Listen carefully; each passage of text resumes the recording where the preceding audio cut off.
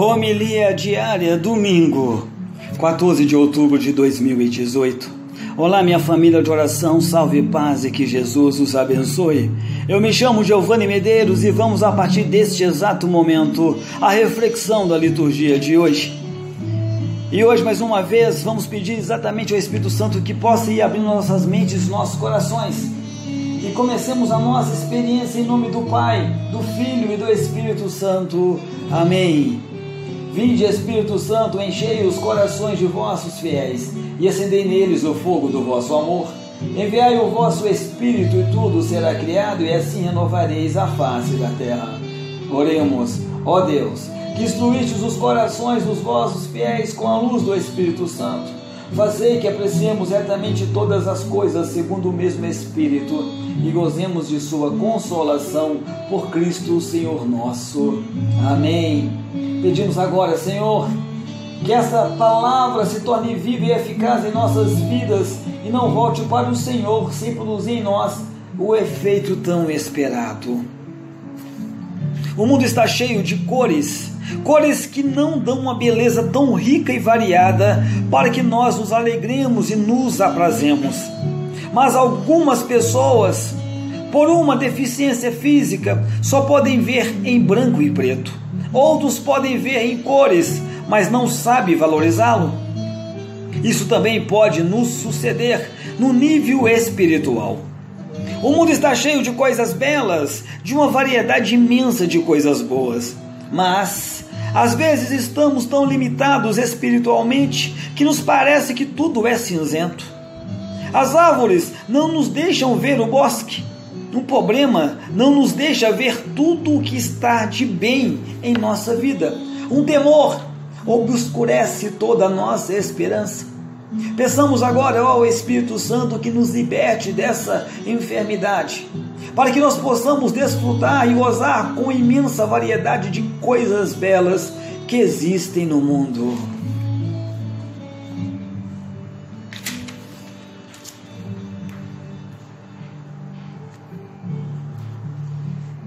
Vigésimo e oitavo domingo do tempo comum. A liturgia de hoje convida-nos a refletir sobre as escolhas que nós fazemos. Recordamos-nos que nem sempre o que reluz é ouro e que é preciso, por vezes, renunciar a certos valores perecíveis a fim de adquirir os valores da vida verdadeira e eterna.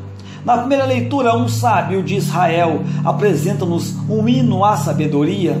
O texto convida-nos a adquirir a verdadeira sabedoria, que é um dom de Deus, e a realmente a prescindir dos valores efêmeros que não realizam o homem. O verdadeiro sábio é aquele que escolheu escutar as propostas de Deus, aceitar os seus desafios e seguir os caminhos que ele indica. A segunda leitura convida-nos a escutar e acolher a palavra de Deus proposta por Jesus. Ela é viva, ela é eficaz, ela é atuante. Uma vez acolhida aqui no coração, transforma-nos, renova-nos, ajuda-nos a discernir o bem e o mal e a fazer opções corretas, indica-lhes o caminho certo para chegar à vida plena, para chegar na vida definitiva. O Evangelho apresenta-nos um homem que quer conhecer o caminho para alcançar a vida eterna. Jesus convida-o a renunciar às suas riquezas e a escolher caminho do reino, caminho de partilha, de solidariedade, de doação, de amor. É nesse caminho, garante Jesus a seus discípulos, que o homem se realiza plenamente e que encontra a vida eterna. Na primeira leitura de hoje, Salomão pediu a Deus a sabedoria e ela foi-lhe concedida.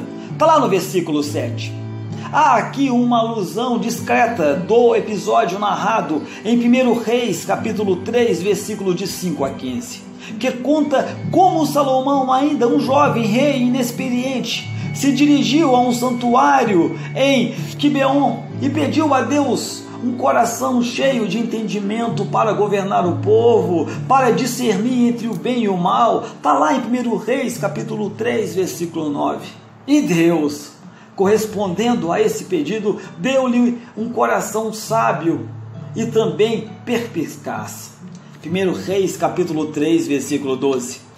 Para o rei, a sabedoria tornou-se o valor mais apreciado, superior ao poder, à riqueza, à saúde, à beleza, a todos os bens terrenos.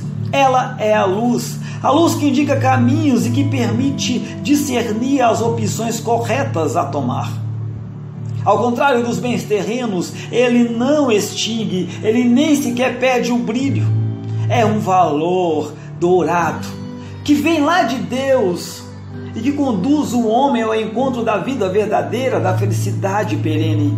Contudo, a sabedoria não afastou este rei dos outros bens. Pelo contrário, a opção pela sabedoria fê-lo encontrar todos os bens, as riquezas inúmeras, pois a sabedoria está na base de todos eles. É ela que permite gozar os bens terrenos com maturidade e equilíbrio, sem obsessão, sem cobiça, colocando-nos no seu devido lugar e não deixando que sejam elas a conduzir a sua vida e a ditar as suas opções. Na segunda leitura de hoje da carta aos Hebreus, a palavra de Deus transmitida aos homens por Jesus não é um conjunto de frases ocas, vagas, estéreis, que se derramam sobre os homens, mas elas entram por um ouvido e não saem pelo outro.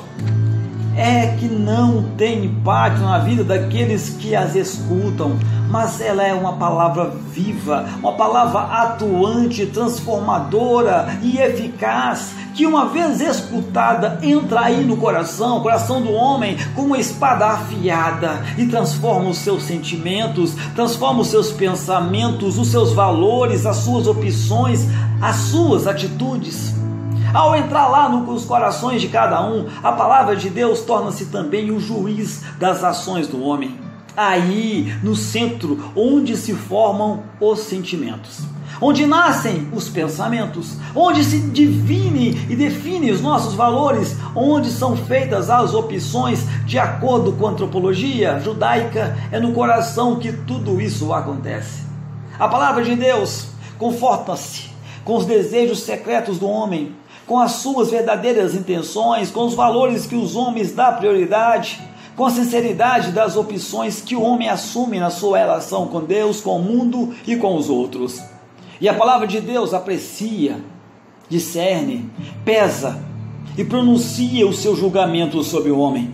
A palavra de Deus, mesmo que pareça frágil, que pareça realmente débil, é uma força decisiva, uma força que enche a história e que traz ao homem a vida, traz ao homem a salvação.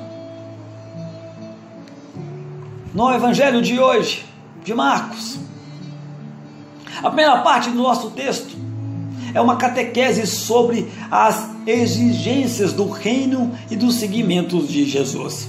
O homem vem, se ajoelha-se diante de Jesus e pergunta-lhe o que tem a fazer para alcançar a vida eterna.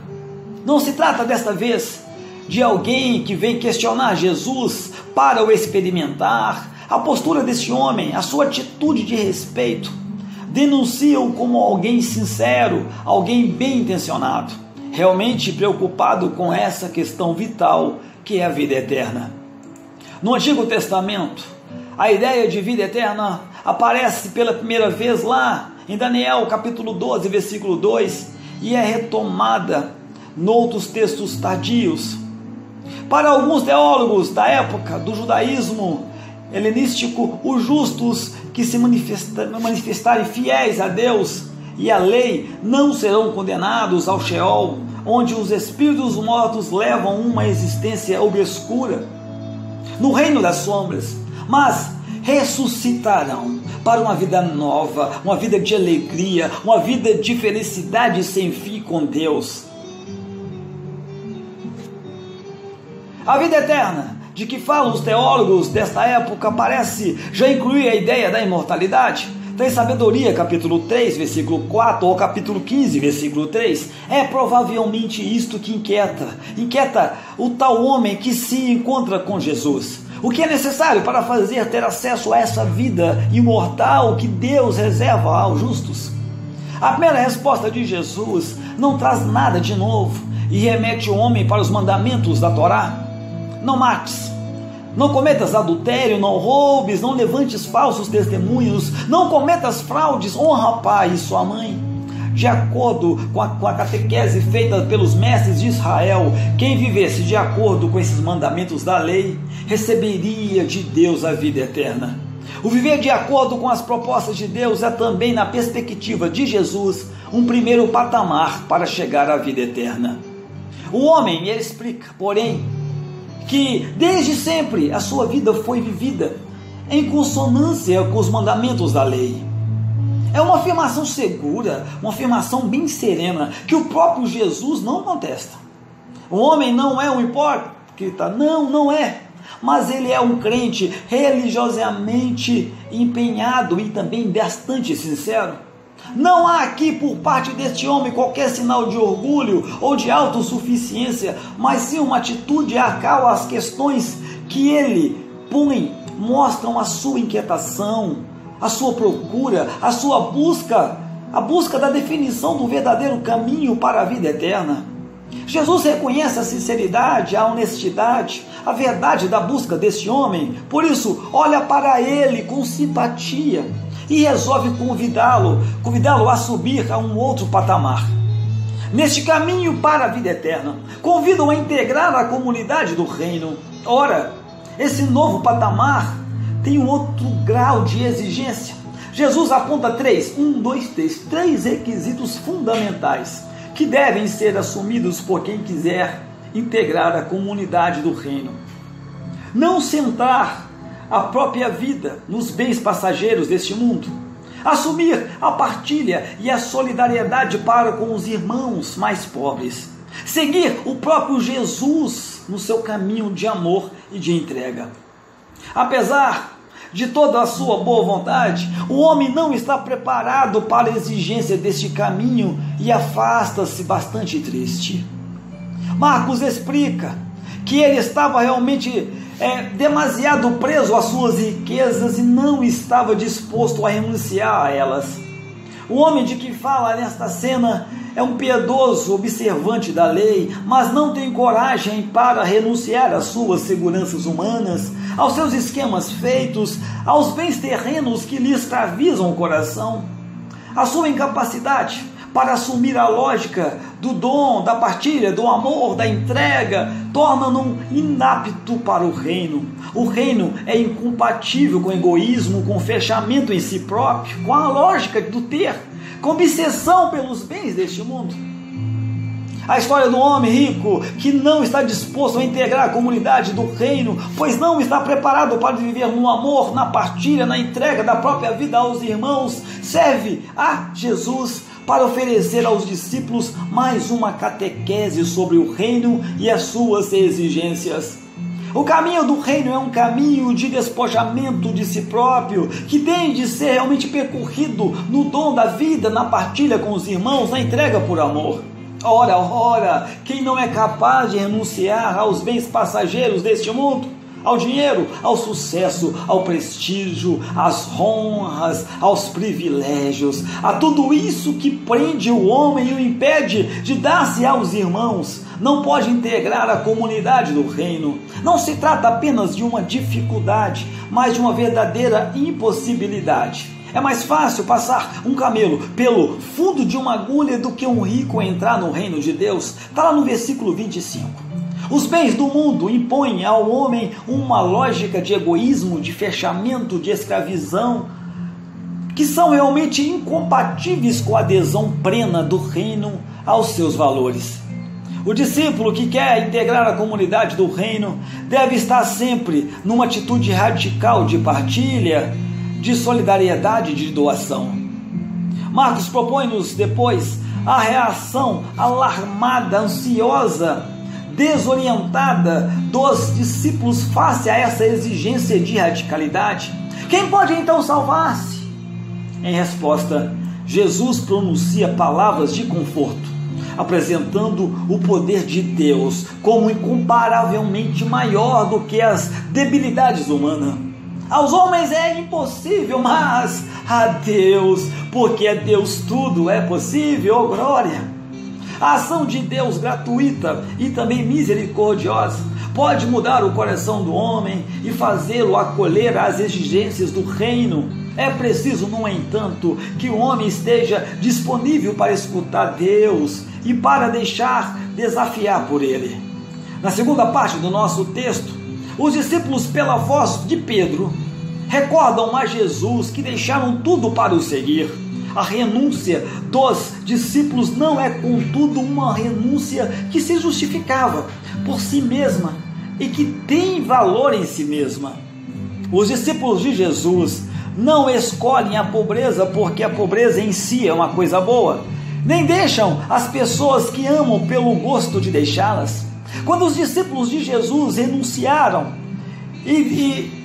renunciaram a determinados valores, muitas vezes valores legítimos e também importantes, e em vista de um bem maior, o seguimento de Jesus e o anúncio do Evangelho, Jesus confirma a validade dessa opção e assegura a seus discípulos que o caminho escolhido por eles não é um caminho de perda, não é um caminho de solidão, um caminho de morte, mas sim é um caminho de ganho de comunhão, ganho de vida. Essa opção dos discípulos será sempre incompreendida e recusada pelo mundo. Por isso, os discípulos começaram também a perseguição e o sofrimento. As tribulações não são um drama imprevistos e sem sentido. Os discípulos devem estar realmente preparados para enfrentar, pois sabem que terão sempre de viver com a oposição do mundo, enquanto se manifestarem fiéis a Jesus e ao Evangelho. Aconteça o que acontecer, os discípulos devem estar conscientes de que a opção pelo reino e pelos seus valores lhe garantirá uma vida cheia, uma vida feliz nessa terra e no mundo futuro, a vida eterna. O que é preciso fazer para alcançar a vida eterna? Trata-se de uma questão que inquieta todos nós que somos cristãos e que certamente já pusemos a nós próprios com estas ou com outras palavras semelhantes. Jesus responde: é preciso, antes de mais, viver de acordo com as propostas de Deus, que são seus mandamentos. E é preciso também assumir os valores do reino e seguir Jesus no caminho do amor a Deus e entrega aos irmãos. Isto não significa, contudo, que a vida eterna seja algo que o homem conquista. Ela conquista com seu esforço, ou que resulte dos méritos que o homem adquire ao percorrer um caminho religiosamente correto. A vida eterna é sempre um dom gratuito de Deus, é fruto da sua bondade, da sua misericórdia, do seu amor pelo homem. No entanto, é um dom que o homem aceita, acolhe e com o qual ele se compromete.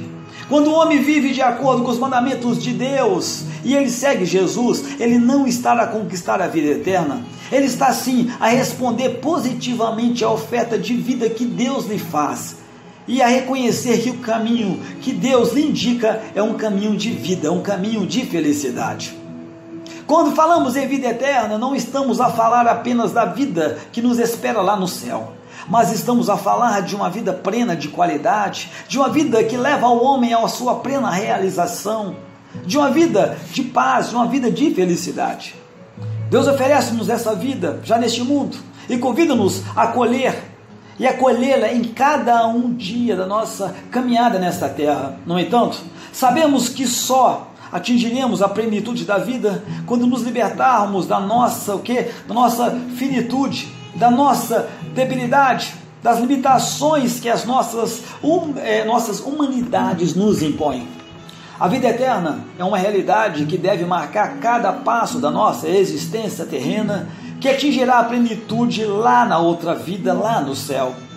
Na perspectiva de Jesus, a vida eterna passa pela adesão a esse reino que ele veio anunciar. Jesus, com a sua vida, com as suas propostas, com seus valores, ele veio propor aos homens o caminho da vida eterna. Quem viver, alcançar a vida eterna, tem de olhar para Jesus, aprender com ele e segui-lo e fazer da própria vida como Jesus fez da sua vida.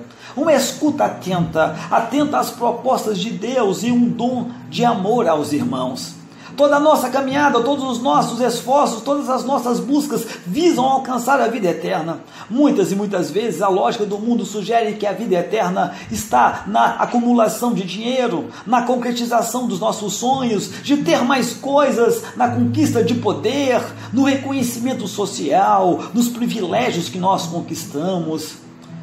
Nos 5 minutos de exposição imediata que a televisão nos proporciona, nós cristãos sabemos, contudo, que os bens deste mundo, embora nos proporcionem bem-estar e segurança, não nos oferecem a vida eterna.